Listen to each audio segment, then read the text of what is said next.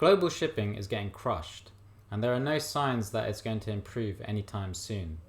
Maersk, the second largest global shipping company in the world, has reported that their profits have plunged by 92% year on year, and their sales have almost halved. In this video, we're going to take a look at what is going on with shipping.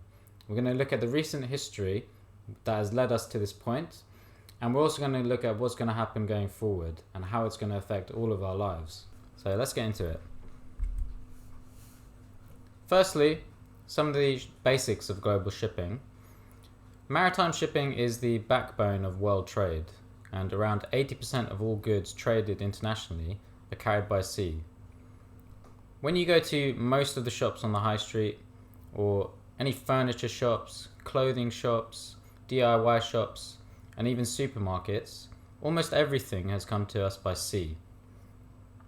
The majority of goods that are transported in what's called TEUs, or 20-foot equivalent units, or FEUs, 40-foot equivalent units. So these are the containers that you see on top of the ships. Over the last 40 years, ships have become larger and larger, and the shipping companies have benefited from the economies of scale involved. As they pile on more and more containers onto these ships, the average cost is decreased over their journeys. And therefore, the largest ships in the world can carry more than 20,000 TEUs at a time. Global shipping has been increasing every year since 1980. So, who are the main players in this business? So, the biggest shipping company is the Mediterranean Shipping Company, and they operate out of Switzerland and Italy. In second place is APM Maersk, which operates out of Denmark, and these are followed by CMA CMG from France and COSCO Shipping Lines from China. So what type of cargo are shipped to us? So we have some main categories. Firstly, container cargo. So this includes computers, televisions and other electronics, along with clothing and toys, and also meat. So a lot of food is transported by shipping, but in environments which are much colder, which keep the food fresh. After that, we have liquid bulk. So the main liquids in liquid bulk are fuel oil, petrol and crude oil.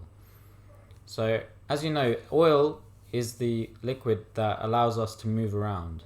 So all of our cars, our trucks, our planes, our ships, all of them run on oil. So any reduction in the amount of oil getting to a country immediately impacts the population and their ability to travel. The third category is dry bulk. So this includes goods such as sand, salt, sugar, cement, iron ore, coal and grain. And most importantly, it also includes fertilizers. Fertilizers are what allow us to grow food. So it directly impacts the amount of food we can actually grow. After that, we have break bulk, and this refers to goods which require individual loading, such as art, household furniture, farm machinery and vehicle parts, and then roll on, roll off, which is really for the heavy machinery and vehicles. One we need to know is freight rates. So freight rates are the price at which a certain cargo is delivered from one point to another. And the price can depend on the form of transport, and it can also vary based on the weight or the distance to the delivery destination. So what has happened to freight rates over the last 6 years? So this is the Freightos Baltic Exchange, which shows exactly what is taking place. So since 2017, you can see that freight rates have stayed pretty consistent all the way up to mid-2020. Then, when the pandemic really got going, freight rates increased rapidly up till about mid-2021. So why was that? Let's have a look at what the pandemic did to shipping and why the freight rates increased so quickly. So to find out more about what happened during the pandemic, we have come to the United States International Trade Commission website, and we're going to read through this article. So, firstly, beginning in early 2020, the COVID-19 pandemic disrupted maritime shipping and air freight services. This led to cancelled sailings and flights, port delays, and container shortages. These disruptions were particularly profound for US imports originating from Northeast Asia. So the reason this is so important is because the US is the largest consumer of goods, and Northeast Asia, mainly China, is the largest exporter of goods. So the relationship between these two has a significant impact on freight rates. So combined with COVID-19 related changes in demand, the disruptions increased volatility in maritime and air freight rates across regions and caused significant delays in the delivery of US merchandise imports. So there was two main parts. The first half of 2020 there wasn't such a big impact. So US maritime container imports declined 7% by volume compared to the same period in 2019. So what happened was the pandemic was starting, people were unsure of what was going on, and manufacturing started slowing down as people couldn't get into the factories. So manufacturing in China slowed down, and this led to shipping firms to cancel scheduled sailings, and they call this blank sailings, and consolidate shipping routes to focus service on major ports in the first half of 2020. This in turn permitted shipping lines to lower costs and mitigate a downward pressure on freight rates due to overcapacity. So essentially, people started demanding less, they started worrying, they didn't really know what was happening, and the shipping firms reacted to this. They cut their costs and started just focusing on the major shipping routes.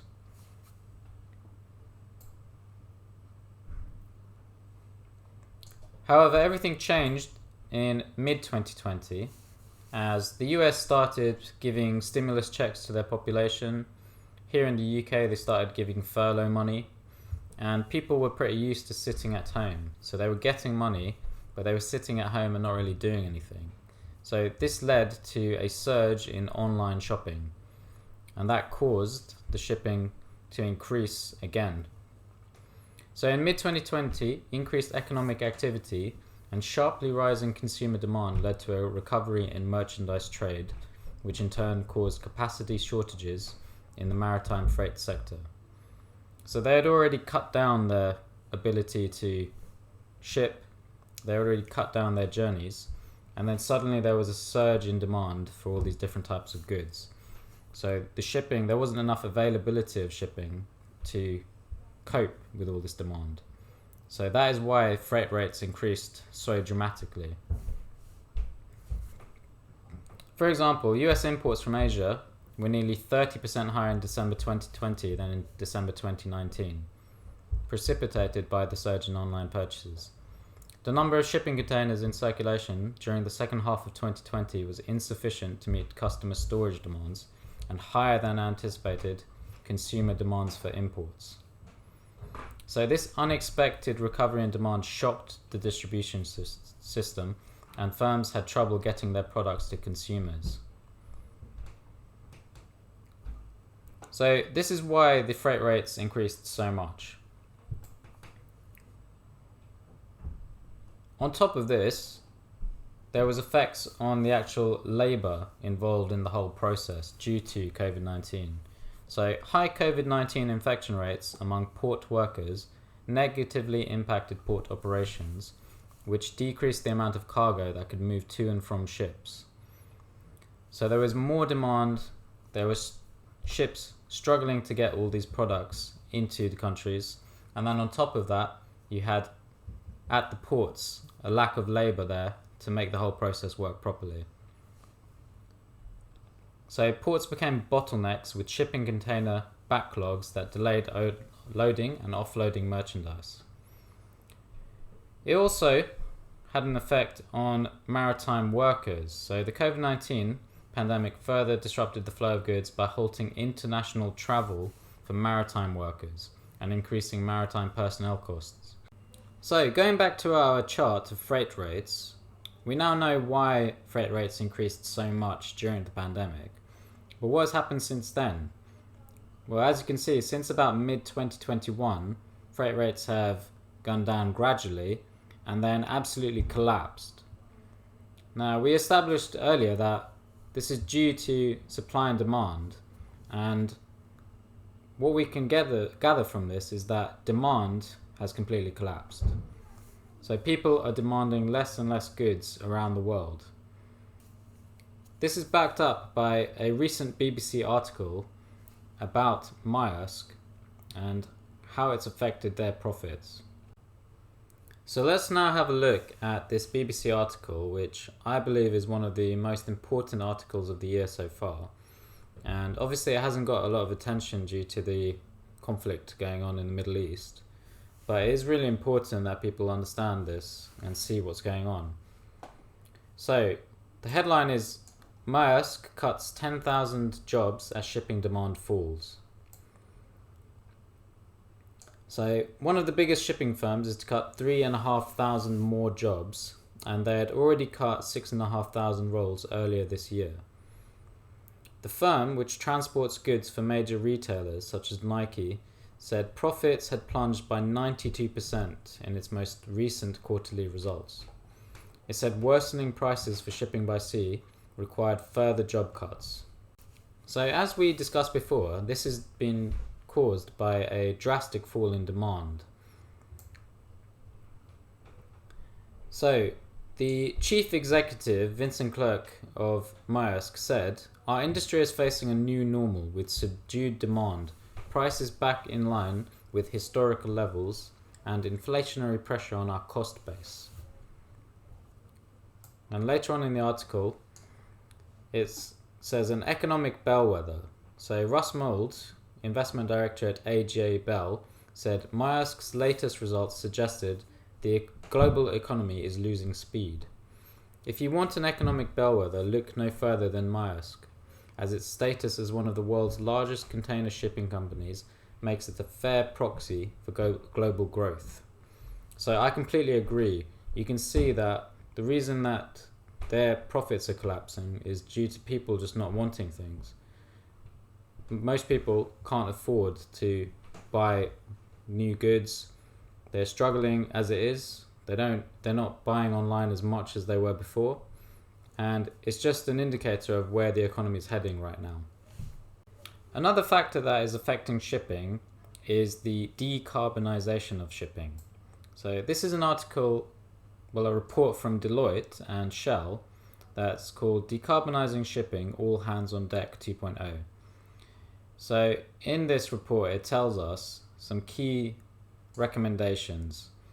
So firstly, scale up pockets of demand.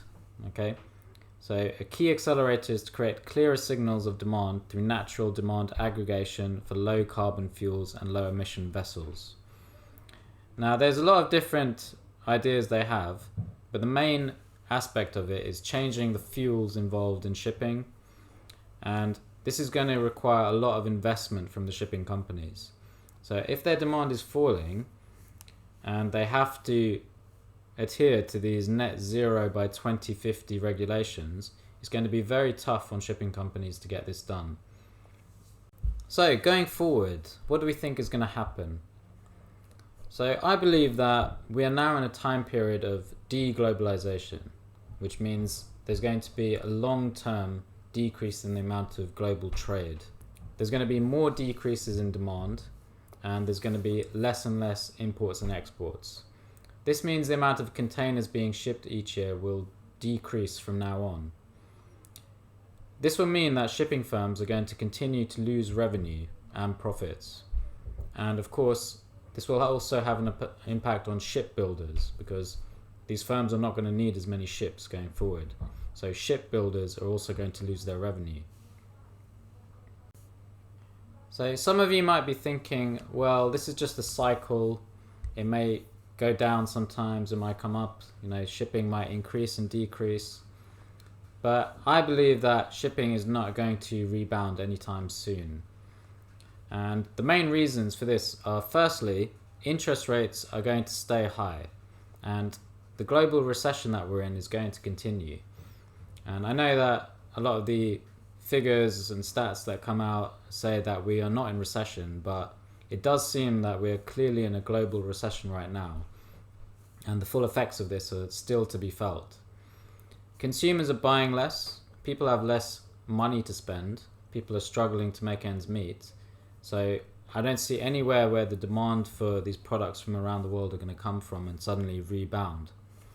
And demand for imported goods still has not hit the bottom. I think there's still a lot of room for demand to crash much further.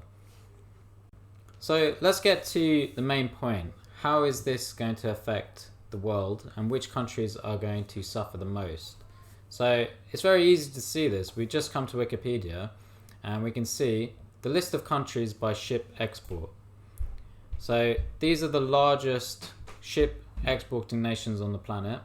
Okay, so we have South Korea at the top, China, Japan, Germany, and Italy in number 5. But you can see that by far South Korea, China, and Japan make up the majority of global shipping exports. So a contraction in demand for shipped goods is going to heavily affect these 3 nations. So expect unemployment, expect a reduction in industry coming from these 3 countries.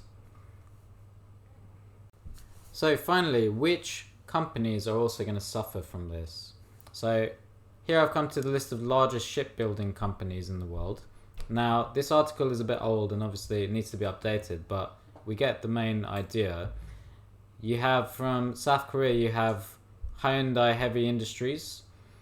From Japan, you have Mitsubishi Heavy Industries. And from China, you have China Shipbuilding Industry Corporation, China State Shipbuilding Corporation. And these are the biggest players in the world. So obviously, reduction in shipbuilding needs is going to impact these guys' profits. So guys, I would love to know what you think about that. So please, can you drop a comment in the comment section below so I can have a look at them? And if you like this content, could you please subscribe to my channel, click the bell, and share with anyone who you think might find it interesting, because it would really help me. Alright, thank you very much for watching. See you on the next one.